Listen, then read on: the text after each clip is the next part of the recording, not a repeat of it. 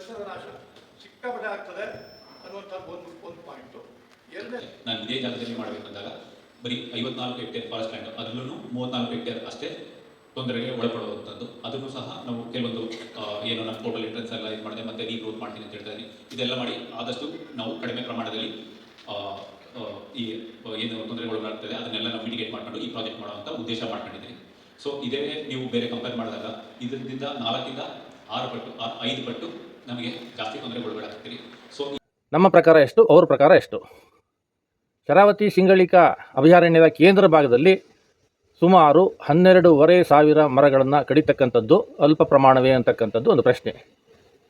ಮತ್ತು ರಸ್ತೆ ಅಗಲೀಕರಣಕ್ಕಾಗಿ ಎಷ್ಟು ಮರ ಹೋಗ್ತದೆ ಅಂತಕ್ಕಂಥ ವಿವರವನ್ನು ಅವರು ಬಹಿರಂಗಪಡಿಸಿಲ್ಲ. ಆಮೇಲೆ ವಿದ್ಯುತ್ ಪ್ರಸರಣ ಮಾರ್ಗ ಮತ್ತು ಸಾಗಾಣಿಕೆ ಮಾರ್ಗಗಳಿಗೆ ಎಷ್ಟು ಮರಗಳನ್ನು ಕಡಿತೇವೆ ಅನ್ನೋ ವಿವರವನ್ನು ಬಹಿರಂಗಪಡಿಸಿಲ್ಲ. ಹಾಗೂ ಅಲ್ಲಿ ಸುರಂಗಗಳನ್ನು 21 ಕಿಲೋಮೀಟರ್ ಸುರಂಗಗಳನ್ನು ಕೊರೆಯಲಿಕ್ಕೆ ಅವರು ಸಲ್ಲಿಸಿದ ಫಾರ್ಮ್ 1 ಪ್ರಕಾರ 18,000 ಟನ್ ಇಂಡಸ್ಟ್ರಿಯಲ್ ಎಕ್ಸ್ಪ್ಲೋಸಿವ್ಸನ್ನು ಬಳಸಲಾಗುತ್ತದೆ ಅಂತ ಹೇಳಿದ್ದಾರೆ.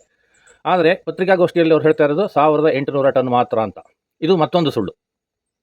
ಆಮೇಲೆ ಅಲ್ಲಿ ಪ್ರಪಂಚದಲ್ಲೇ ಅಪರೂಪವಾಗಿರ್ತಕ್ಕಂಥ ಸಿಂಗಳಿಕಗಳ ನೆಲೆಯನ್ನು ನಾಶ ಮಾಡ್ತಾ ಇದ್ದಾರೆ.